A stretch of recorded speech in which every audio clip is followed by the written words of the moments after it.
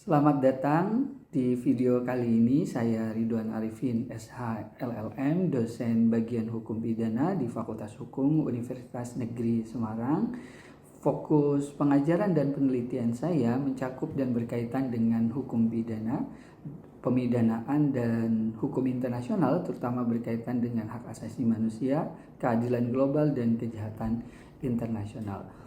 Pada konteks hukum pidana, penelitian saya banyak berkaitan dengan perampasan aset, tindak pidana korupsi, dan berbagai kejahatan yang berkaitan dengan hukum pidana.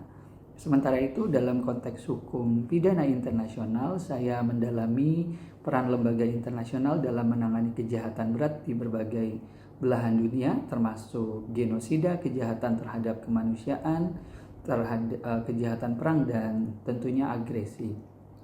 Salah satu riset saya mengarah pada analisis yuridis mengenai bagaimana peran Mahkamah Internasional dalam menangani kejahatan kemanusiaan terhadap beberapa etnis di dunia, salah satunya di Afghanistan dan di Rohingya, yang mengungkapkan bahwa hingga saat ini penanganannya masih pada tahap penyelidikan dan belum mencapai kesepakatan bersama. Saya mengajar mata kuliah seperti hukum pidana 1, hukum internasional, pemidanaan politik dan teori hukum pidana, serta hukum pidana internasional. Tentunya mata kuliah ini mendorong dan melatih mahasiswa untuk berpikir secara kritis terhadap masalah kejahatan, masalah keadilan, baik itu dalam konteks nasional maupun global. Di kampus saya di Universitas Negeri Semarang, saya berkomitmen untuk membentuk generasi sarjana hukum yang tidak hanya memahami teori tetapi juga berani berkontribusi dalam berbagai forum, baik forum nasional maupun forum internasional. Saya mendorong berbagai mahasiswa saya mengikuti berbagai kegiatan, baik itu di tingkat nasional maupun internasional, berkaitan dengan hukum dan keadilan global. Hukum pidana 1 merupakan mata kuliah wajib yang harus ditempuh oleh mahasiswa Fakultas Hukum Universitas Negeri Semarang. Hukum pidana 1, mata kuliah ini berbobot 4 SKS dan ditempuh pada semester 2 pada mahasiswa Fakultas Hukum Universitas Negeri Semarang.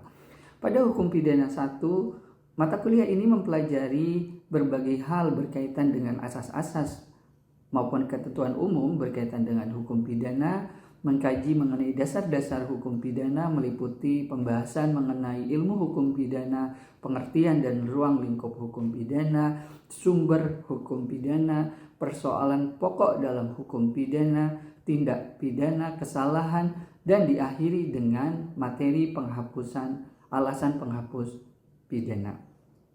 Pada mata kuliah hukum pidana 1, capaian pembelajaran lulusan CPL yang diharapkan adalah mahasiswa diharapkan mampu menganalisis dan menerapkan dasar-dasar keahlian hukum pidana dalam menyelesaikan berbagai permasalahan dalam kasus-kasus tindak pidana di masyarakat. Selain itu, diharapkan mahasiswa menerapkan pemikiran logis, kritis, dan sistematis serta inovatif dalam konteks pengembangan dan implementasi ilmu pengetahuan dan teknologi yang memperhatikan dan menerapkan nilai humaniora yang sesuai dengan bidang keahliannya, dalam hal ini hukum pidana. Selain itu, diharapkan mahasiswa mampu mentaati hukum dan disiplin dalam kehidupan masyarakat dan bernegara, menginternalisasi nilai, norma, dan etika akademik. Pada akhirnya mata kuliah ini diharapkan bahwa mahasiswa menguasai pengetahuan dan kemahiran berpikir yuridis yang diperlihatkan melalui kemampuan untuk menganalisis dan membangun argumentasi atau penalaran hukum dalam rangka menemukan dan menerapkan hukum untuk memecahkan kasus-kasus hukum di masyarakat. Assalamualaikum warahmatullahi wabarakatuh. Waalaikumsalam warahmatullahi wabarakatuh. Selamat pagi, salam sejahtera buat semuanya. Om Swastiastu, Namo Buddhaya, salam kebajikan. Yang pertama saya mau mengucapkan selamat datang buat saudara semuanya di kelas hukum pidana 1 di semester ini di tahun 2025, dan pada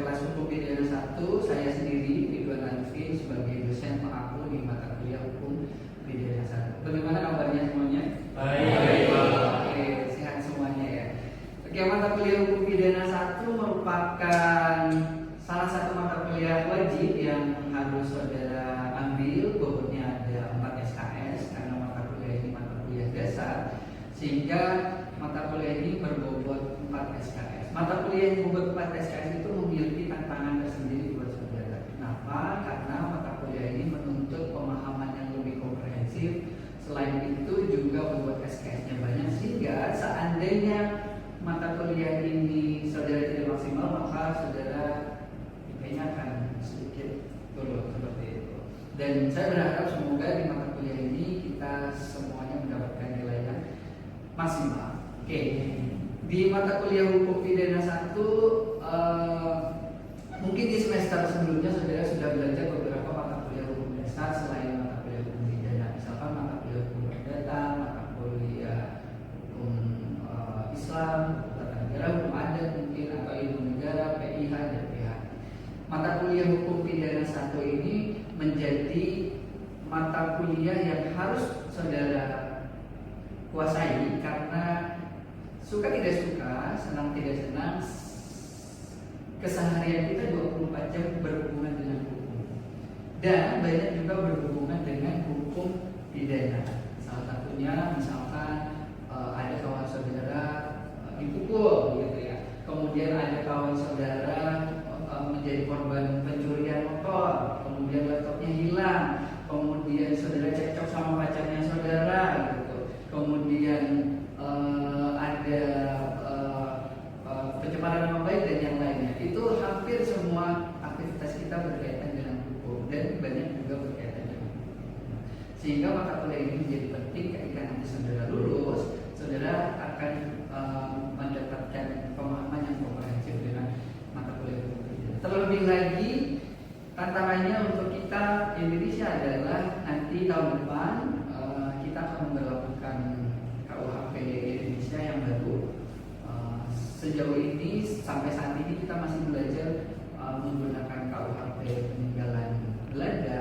Nanti tahun depan ada pergeseran norma dan ada pergeseran nilai dalam KUHP yang akan diterapkan. Dan ini menjadi tantangan sendiri buat saudara ketika saudara nanti akan lulus dari fakultas. Oke, sebelum kita mulai perkuliahan, dan saya ingin mengenalkan beberapa apa aja sih yang akan kita diskusikan dan pelajari dalam mata kuliah hukum pidana 1. Secara total kita akan bertemu 16 kali pertemuan, dan kita akan mengawali pemahaman kita memahami apa sih yang dimaksud dengan ilmu hukum pidana, dan apa sih pengertian hukum pidana dan ruang lingkupnya apa, sehingga nanti saudara bisa membedakan ketika saudara menganalisis kasus.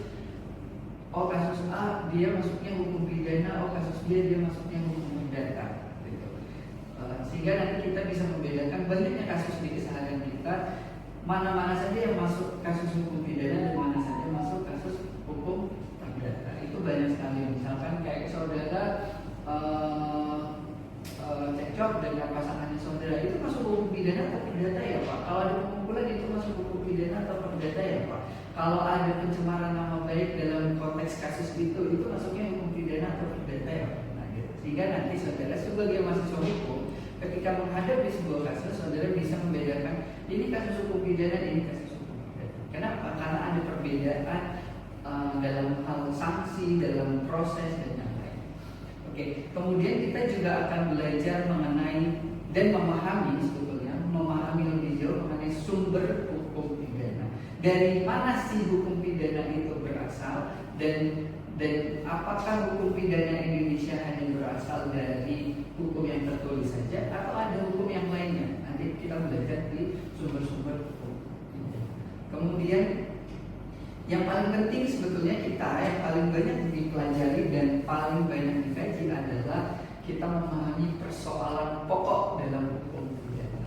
Apa aja sih atau hal-hal apa yang menjadi perhatian kita dalam memahami konteks hukum pidana? Hukum pidana itu kan bicara soal, kalau di dalam KUHP bicara soal sanksi, bagaimana kita memberikan hukuman bagi seorang yang melakukan kejahatan. Nah, nanti dalam hukum pidana akan dipelajari apakah dengan serta-merta orang yang melakukan kejahatan itu mampu dipidana, bisa dipidana, atau bahkan nanti ada kondisi tertentu orang yang melakukan tindak pidana itu dia tidak dipidana. Kenapa Pak bisa demikian? Gitu. Atau bahkan kita yang tidak melakukan apa-apa, tidak melakukan kejahatan apa-apa, kita juga bisa dipidana. Kok bisa ya Pak demikian? Nanti kita pelajari dalam persoalan pokok dalam hukum pidana. Kemudian nanti kita juga akan belajar mengenai tindak pidana, macam-macam tindak pidana, atau kita sebutnya dalam hukum pidana macam-macam delik. Gitu.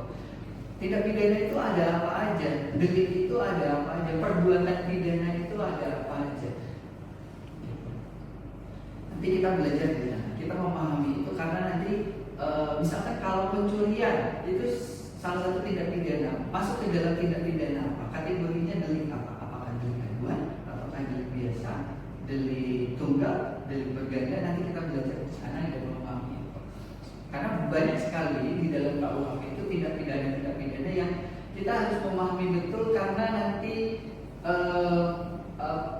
perbedaannya sangat tipis sehingga kita bisa memahami itu ketika kita belajar kasus per kasus. Nah, hal penting juga kita belajar dalam hukum pidana adalah aspek kesalahan. Kesalahan dalam hukum pidana. Bagaimana kita memahami kesalahan? Karena dalam hukum pidana kesalahan menjadi unsur penting. Apakah seseorang dapat dikenakan sanksi pidana atau dipidana ataukah tidak? Gradasi kesalahannya bagaimana, yang kecil, yang sedang, yang besar. Nah itu nanti kita belajar di situ.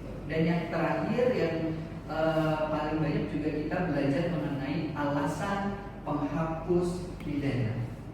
Alasan penghapus pidana ini ada beberapa orang dan atau beberapa kondisi orang yang melakukan tindak pidana tapi dia tidak dikenakan pidana, dihapus pidananya atau dimaafkan pidananya. Itu nanti kita belajar mengenai alasan penghapus pidana. Total secara keseluruhan kita akan kuliah sebanyak 16 kali termasuk dengan UTS dan UAS. Aspek penilaian kita terdiri dari aktivitas partisipasi saudara, sikap keaktifan saudara di dalam kelas itu bobotnya sangat tinggi, 25% termasuk kehadiran saudara. Yang paling banyak bobotnya adalah partisipasi, kemudian kehadiran saudara, diskusi saudara 25%. Kemudian hasil proyek baik individu maupun kelompok 25%. Kemudian tugas-tugas mandiri 10%, kuis 5%. Ujian tengah semester dan ujian akhir semester bobotnya hanya 15 dan 20%. Sehingga yang paling banyak sebetulnya kalau pembelajaran saat ini adalah menuntut partisipasi aktifnya saudara. UTS dan ujian tengah semester dan ujian akhir semester hanya sebagian kecil dari penilaian, sehingga komponen penilaian yang paling besar adalah di partisipasi aktif saudara, keaktifan saudara. Nah, kita gunakan buku-bukunya. Saudara boleh menggunakan buku apa saja berkaitan dengan hukum pidana satu, baik itu bukunya Profesor Badreno Ali, Profesor Mulyatno, ataupun Profesor Edi Umar Syarif Diaris. Banyak sekali buku-buku pidana satu yang bisa kita gunakan. Sampai di sini ada yang ditanyakan mengenai rencana pembelajaran kuliah kita. Nah, saya ingin mendiskusikan sedikit saja mengenai hukum pidana satu. Kita belajar mengenai pengertian hukum pidana satu. Ada sekali banyak pakar yang menjelaskan sebetulnya hukum pidana itu apa sih? Apa sih hukum pidana itu? What is the criminal law? Nah, salah satu pakar yang mendefinisikan mengenai hukum pidana satu adalah Mesgar. Mesgar mengatakan bahwa hukum pidana itu sekumpulan aturan. Jadi dia bukan hanya satu hukum, tapi berbagai aturan hukum. Kenapa? Karena nanti dalam konteks hukum pidana itu ada berbagai aturan hukum. Di sana ada banyak undang-undang berkaitan dengan hukum pidana. Contohnya undang-undang tindak pidana korupsi, undang-undang tentang pemberantasan terorisme, kemudian undang-undang tentang perlindungan perempuan, perlindungan saksi dan korban, itu berkaitan dengan hukum pidana. Sehingga hukum pidana itu dia sekumpulan aturan hukum yang mengikat kepada suatu perbuatan, jadi perbuatan yang memenuhi syarat-syarat tertentu suatu akibat yang berupa pidana. Berupa pidana maksudnya apa? Dia dikenakan sanksi. Jadi hukum pidana itu aturan hukum yang mengikat suatu perbuatan. Ketika kita melakukan perbuatan, apakah perbuatan itu memenuhi syarat-syarat tertentu? Ada syarat-syaratnya tertentu yang mengakibatkan perbuatan itu bisa dikenakan sanksi pidana. Kalau menurut Mas Gert. Nah, Mas Gert mengatakan bahwa hukum pidana ini berpokok pada dua hal. Dua hal itu ada apa saja? Yang pertama, perbuatan yang memenuhi syarat-syarat tertentu. Nah, pertanyaannya adalah apakah semua perbuatan itu bisa dipidana? Tidak. Apakah semua perbuatan pidana itu bisa dipidana semuanya? Tidak juga, karena ada beberapa kondisi syarat-syarat tertentu. Gitu. Misalkan sebagai contoh, ada seorang eksekutor pidana mati. Ada orang dia kalau kejahatan dipidana mati. Kemudian ada eksekutor pidana mati. Kalau di dalam KUHP kan jelas, barang siapa dengan sengaja menghilangkan nyawa orang lain, kayak gitu ya. Barang siapa dengan sengaja menghilangkan nyawa orang lain. Seorang eksekutor dengan sengaja enggak membunuh, menembak sengaja, menghilangkan nyawa enggak? Menghilangkan nyawa. Berarti kan dia memenuhi perbuatan pidana. Dia melakukan tindak pidana. Tapi apakah si eksekutor ini dapat dipidana? Tidak dipidana, gitu. Karena dia belum memenuhi syarat-syarat tertentu. Nanti di materi terakhir salah satunya adalah alasan penghapus pidana. Saudara misalkan dibegal kemudian saudara membela diri sehingga justru yang begal itu justru terluka atau bahkan hilangnya nyawa. Saudara bisa dipidana nggak? Dulu ada beberapa kasus Pak bisa loh gitu ya, atau ada beberapa kasus tidak bisa. Nanti kita lihat konteksnya tadi, aspek kesalahan, apakah dia memenuhi unsur kesalahan yang minimal, menengah atau tinggi. Itu banyak kasus pidana seperti itu. Ada lagi contoh misalkan seorang ayah, ada seorang pencuri masuk ke rumah, kemudian dia punya anak perempuan dan ada ayahnya di situ. Mohon maaf, misalkan anak perempuannya dilecehkan, diperkosa oleh seorang pencuri itu. Ayahnya melihat itu mengalami kegoncangan jiwa, kemudian dia melakukan hal yang di luar nalar terhadap si pencuri itu, si pelaku kejahatan itu, sehingga si pelaku kejahatan itu tewas. Apakah si ayah bisa dipidana? Tidak bisa. Ada yang bisa, ada yang tidak. Nanti tergantung konteksnya. Nanti dalam hukum pidana itu ada namanya noduer excess gitu, bela paksa atau pembelaan terpaksa, atau noduer excess pembelaan terpaksa yang melampaui batas. Saudara sebagai korban kejahatan, misalnya korban pelecehan seksual, karena kegoncangan jiwa yang saudara itu sampai menusuk si pelaku kejahatan, saudara nggak tahu tusuk-tusuk, ternyata dia berdarah sampai misalkan matanya copot gitu, itu kan ekses, melampaui batas gitu. Kalau ada yang bilang, wah ini sampai psikopat Pak, enggak juga gitu. Kemudian ada kasus seorang kleptomania. Klepto tahu ya?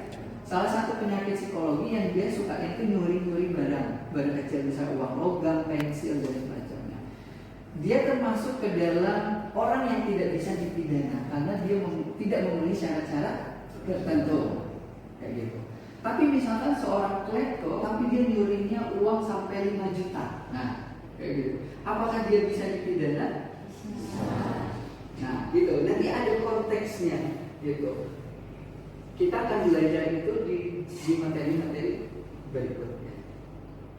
Nah, kemudian kalau menurut Simon, apa sih yang dimaksud dengan hukum pidana? Hukum pidana menurut Simon itu adalah keseluruhan larangan atau perintah. Karena dalam KUHP itu berisi larangan dan perintah. Kita dilarang untuk melakukan sesuatu dan diperintah untuk memenuhi melakukan sesuatu. Kalau kita larangan, ternyata kita melanggar larangan itu, kita dipidana. Kalau kita diperintah tidak melakukan perintah itu, kita dipidana. Sebagai contoh, saudara misalkan harus hadir menjadi saksi di pengadilan. Saudara nggak datang, padahal itu wajib, maka saudara bisa dipidana. Gitu. Kemudian keseluruhan peraturan yang menetapkan syarat-syarat untuk penjatuhan pidana dan keseluruhan ketentuan yang memberikan dasar untuk penjatuhan penerapan pidana secara umum sama. Sementara menurut pakar hukum pidana di Indonesia, Profesor Mulyatno, dia adalah salah satu guru besar bidang hukum pidana yang merumuskan kitab undang-undang hukum pidana.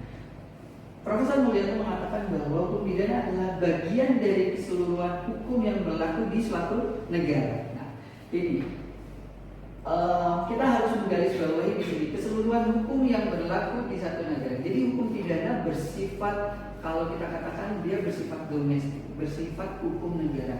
Tidak bisa hukum pidana Indonesia diterapkan di Malaysia. Hukum pidana Indonesia diterapkan di negara lain. Begitupun sebaliknya, tidak bisa. Karena karakteristiknya dia bersifat nasional. Hukum yang berlaku hanya di suatu negara. Tapi apakah hukum ini hanya berlaku bagi warga negara Indonesia saja?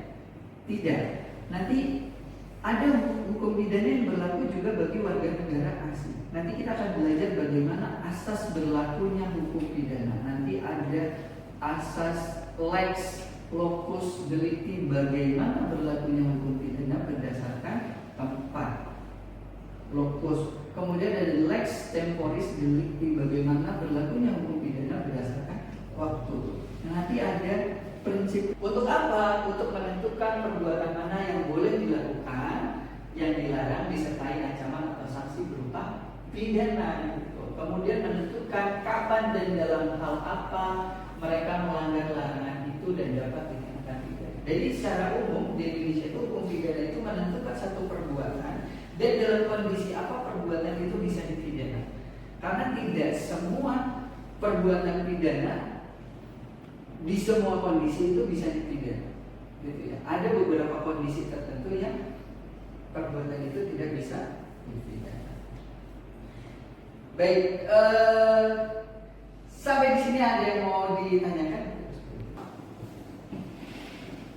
Tanya apa aja nih, boleh. Oke, silakan. Sebelumnya perkenalkan, nama saya Lintang Tim Akhir 213. Saya mau bertanya, kenapa sih pidana itu disebut dulu sebagai nestapa atau penderitaan itu? Oke, pertanyaan yang bagus dari Lintang. Kenapa hukum pidana itu atau pidana itu disebut sebagai nestapa atau penderitaan? Kalau kita melihat pidana dalam konteks dia itu, kalau di dalam bahasa Inggris itu pidana itu bukan kriminal, tapi dia punishment. Dia adalah hukuman, gitu. Sehingga pidana itu dianggap sebagai penghukuman terhadap orang-orang yang melakukan kejahatan, kesalahan. Sehingga orang yang melakukan kejahatan itu dalam tanda kutip, makanya pidana itu disebut, kalau saudara masih ingat misalkan, disebut pedang bermata dua. Hukum pidana di satu sisi dia melindungi kita sebagai korban, tapi di sisi lain dia merampas hak-hak pelaku kejahatan. Sebagai contoh, dia dipenjara, kemudian dia bisa dikenakan hukuman pidana mati, kemudian dia bisa dikenakan denda. Itu kan merampas hak-hak dari seseorang, dalam hal ini pelaku kejahatan. Sehingga pidana itu disebut nestapa, penderitaan, menderitakan pelaku kejahatan. Itu Lina. Oke, silakan Mas. Perkenalan saya Nisa Barita dengan NIM 880. Saya bertanya, ini karena baru masuk terkait materi pidana 1, jadi saya mau tanya apa sih bedanya hukum pidana dan hukum perdata, Pak? Nama harus terpisah. Oke, pertanyaan yang bagus nih. Apa bedanya hukum pidana dengan hukum perdata? Nah, kita memahami kalau hukum pidana dia masuk ke dalam, kalau saudara dulu belajar ilmu negara atau pengantar ilmu hukum, maka akan ada hukum publik dan hukum privat. Hukum pidana ini masuk hukum mana? Hukum publik. Hukum perdata masuk hukum privat. Perbedaannya adalah dalam konteks yang lebih luas bahwa hukum pidana ini yang mengatur negara mengatur terhadap orang per orang dan masyarakat.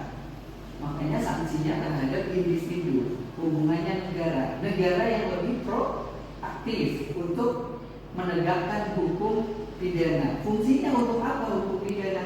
Menjaga kedamaian di masyarakat, menjaga ketertiban di masyarakat. Sementara hukum perdata dia hukum yang privat, hubungannya antara apa? Orang dan orang atau badan hukum dan orang, sehingga masalahnya orang per orang, tidak berkaitan dengan negara. Sebagai contoh waris kan antara ahli waris dengan yang mewarisi, gitu, keluarga dan yang lainnya. Kemudian masalah perceraian antara suami dan istri juga nggak ikut campur tuh dalam hal perceraian. Tapi kalau misalkan pidana, misalkan pencurian ini kan kalau dalam konteks Pak kan korban dan pelakunya individu, tapi negara ikut campur di situ, membuat aturan, menegakkan aturan agar jangan sampai kasus pencurian ini terjadi secara masif. Kalau nggak ada aturannya, saudara bisa bayangkan, nggak ada aturan pidana yang melarang pencurian, akan banyak sekali kasus pencurian dan kejahatan yang terjadi di masyarakat. Sehingga hukum pidana itu berkaitan dengan bagaimana negara mengatur individu dan kelompok masyarakat. Sementara perdata bagaimana hubungan antara individu dengan individu, publik dan privat, seperti itu Mas. Baik, saya kira ini materi perkuliahan pada sesi kali ini. Terima kasih banyak buat kehadiran saudara. Nanti kita berjumpa lagi di minggu depan. Untuk materi berikutnya kita akan belajar mengenai sumber-sumber hukum pidana, dan saya berharap akan banyak diskusi di materi berikutnya, dan nanti saudara silakan mempelajari berbagai referensi berkaitan dengan sumber hukum pidana. Terima kasih banyak buat kehadirannya. Semoga saudara selalu sehat. Saya akhiri, billahi taufiq wal hidayah. Assalamualaikum warahmatullahi wabarakatuh. Waalaikumsalam warahmatullahi wabarakatuh. Terima kasih Pak. Terima kasih atas perhatiannya. Sekian, assalamualaikum warahmatullahi wabarakatuh.